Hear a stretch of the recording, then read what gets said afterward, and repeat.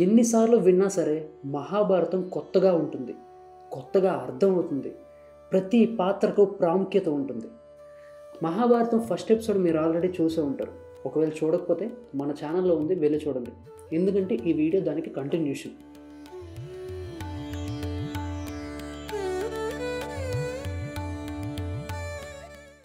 అయితే బ్రహ్మదేవుడు గంగాదేవిని కూడా శపిస్తాడు. అది ఎందుకో చెప్తాను, ఇప్పుడు వినండి. మహాభిషుడు గంగాదేవి వైపు చూస్తున్నప్పుడు గంగాదేవి ఆ విషయం గమనిస్తుంది. అయినా సరే ఏమీ అనకుండా, కనీసం స్పందించకుండా నిశ్చలంగా అలా ఉండిపోతుంది. అందుకు గాను బ్రహ్మదేవుడు గంగాదేవిని కోపగించుకుంటాడు. కోపగించుకున్న తర్వాత, నువ్వు మరలా మానవ జన్మ ఎత్తు, అక్కడ ఎత్తి సుఖ దుఃఖాలను అనుభవించి మొత్తం నీ అహంకారం పోయిన తర్వాత మాత్రమే ఈ దేవలోకానికి నువ్వు అర్హురాలివి అని అప్పుడు చెప్తాడు. అయితే ఇది గత జన్మ కదా, గత జన్మలో జరిగిందంతా గంగాదేవి గుర్తుంటుంది, కానీ ఈ శాంతనుడికి ఏమాత్రం గుర్తుండదు. అయితే గంగాదేవికి గుర్తుండడం వలన ఈ శాంతనుడిని ఇంప్రెస్ చేయడానికి, అంటే ఆకర్షించడానికి అక్కడున్న గంగా ద్వారం దగ్గర వెయిట్ చేస్తూ ఉంటుంది అనమాట. అక్కడికి ఒకరోజు ప్రతీపుడు వచ్చి తపస్సు చేసుకుంటాడు. అయితే ఈ ప్రతీపుడినే శాంతనుడు అనుకొని అక్కడికి వచ్చి అతని కుడి తొడ మీద కూర్చుంటుంది.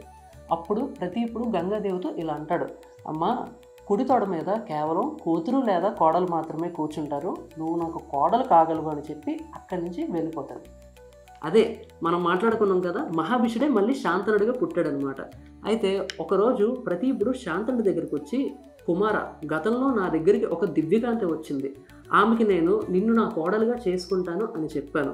అయితే మళ్ళీ ఎప్పుడైనా నీకు ఆ స్త్రీ కనబడితే నీవు ఎవరివి, నీవు ఎవరి కుమార్తెవి అని ఇటువంటి ప్రశ్నలు ఏమీ అడగకుండా తనను భారీగా స్వీకరించు అని చెప్పి అక్కడి నుంచి వెళ్ళిపోతాడు. కొంతకాలం తర్వాత శాంతనుడు కూడా మహారాజు అవుతాడు. అతనికి వేట అంటే ఎక్కువ ఆసక్తి అనమాట. ఒకరోజు ఆ వేటలో భాగంగా అక్కడికి వెళ్తాడు. వెళ్తే అక్కడ ఒక అందమైన స్త్రీని చూస్తాడు. ఆ స్త్రీని చూసి ఇష్టపడతాడు. అయితే ఆ స్త్రీకి కూడా శాంతనుడి మీద ఇష్టం కలిగి అతని దగ్గరికి వస్తుంది. అప్పుడు శాంతనుడికి తన తండ్రి చెప్పిన మాటలు గుర్తొస్తాయి. బహుశా మా తండ్రి చెప్పిన స్త్రీ తినేనేమో అని అనుకొని అప్పుడు ఆ స్త్రీతోటి, దేవతలతో సమానమైన సౌందర్యాన్ని నువ్వు కలిగి ఉన్నావు, నీవు నాకు భారీగా రావాలని కోరుకుంటున్నాను అని అంటాడు. అప్పుడు ఆ స్త్రీ ఇతనితో ఇలా అంటుంది, రాజా, మీ కోరికను నేను నెరవేరుస్తాను, కానీ నాది ఒక చిన్న షరతు.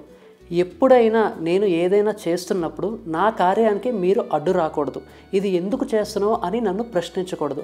అలా మీరు ఎప్పుడైనా చేస్తే నేను మిమ్మల్ని విడిచి వెళ్ళిపోతాను అని చెప్తుంది. అప్పుడు శాంతనుడు దానికి అంగీకరిస్తాడు. అంగీకరించుకొని తన రాజ్యానికి పట్టుకెళ్ళి తను వివాహం చేసుకుంటాడు. అయితే వివాహం అయిన కొంతకాలానికి ఈ శాంతనుడు ఆ స్త్రీ చాలా బాగున్నారు. కొంతకాలానికి ఆ స్త్రీ గర్భం దాలుస్తుంది. అప్పుడు శాంతనుడు చాలా ఆనందపడతాడు. నాకు కూడా వారసత్వం వస్తుంది, నాకు కూడా సంతానం కలుగుతుందని చాలా ఆనందపడతాడనమాట. అయితే ఆ బిడ్డ పుట్టిన వెంటనే ఆ స్త్రీ వెళ్ళి ఆ బిడ్డని నీటిలో వేసేస్తుంది అనమాట. ఇదంతా శాంతనుడు చూస్తాడు. అతనికి చాలా కోపం వస్తుంది, కానీ ఏమనలేడు. ఎందుకంటే గతంలో ఆ స్త్రీకి మాట ఇచ్చాడు. గుర్తుందా మీకు? ఇందాక చెప్పాను కదా, గతంలో ఆ స్త్రీకి మాట ఇచ్చాడు. ఏమని? నువ్వు ఏం చేసినా నీ పనికి నేను అడ్డం రాను అని. ఆ మాట గుర్తించుకొనే ఇతను ఏమీ అనడు. అలాగే ఒక బిడ్డని నీటిలో పడేస్తుంది. రెండో బిడ్డ పుడతాడు, రెండో బిడ్డని నీటిలో పడేస్తుంది. అలా మూడో బిడ్డ పుడతాడు, మూడో బిడ్డను కూడా నీటిలో పడేస్తుంది. అలా 3, 4, 5, 6, 7 బిడ్డలు నీటిలో పడేస్తుంది. ఇదంతా శాంతనుడు చూస్తూ మౌనంగానే ఉంటాడు. ఇప్పుడు 8వ బిడ్డ పుడతాడు. 8వ బిడ్డను కూడా నీటిలో పడేయడానికి వెళ్తున్నప్పుడు శాంతనుడు ఇంకా కోపాన్ని తట్టుకోలేక, అసలు ఏం జరిగిందే జరిగింది, కానీ ఇప్పుడు మటుకు ఆ బిడ్డ ప్రాణాలను నేను కాపాడాలని చెప్పి అక్కడికి వెళ్ళి ఆ స్త్రీని అడ్డగించి, అసలు నువ్వేం చేస్తున్నావు, మన కన్న పిల్లల్ని నువ్వు చంపేస్తున్నావు, ఇది ఎంత పాపమో తెలుసా అని ఆ స్త్రీని అడిగితే అప్పుడు స్త్రీ, రాజా, మీరు వివాహం కన్నా ముందు నాకు ఒక మాట ఇచ్చారు, ఆ మాటను ఇప్పుడు మీరు తప్పారు, అందుకు గాను నేను ఇక్కడి నుంచి వెళ్ళిపోయే సమయం వచ్చింది.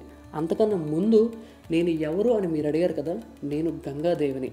ఇదంతా ఎందుకు చేస్తున్నానని అడిగారు కదా, ఇది వశిష్ఠ మహర్షి ఇచ్చిన శాపం అని అంటుంది. అసలు గంగాదేవి ఆ బిడ్డలను ఎందుకు చంపాలనుకున్నది? ఆ మిగిలిన 8వ బిడ్డ ఎవరు? అసలు వశిష్ఠ మహర్షి శాపం ఏంటి? దీని తర్వాత శాంతనుడు ఏం చేశాడు అనేది మనం నెక్స్ట్ ఎపిసోడ్లో తెలుసుకుందాం. అండ్ ఇంకోటి, మీ అందరికీ ఒక చిన్న క్వశ్చన్ అనమాట. ఆ మిగిలిన 8వ బిడ్డ పేరు ఎవరికైనా తెలిస్తే కింద కామెంట్స్లో చెప్పండి. Thank you.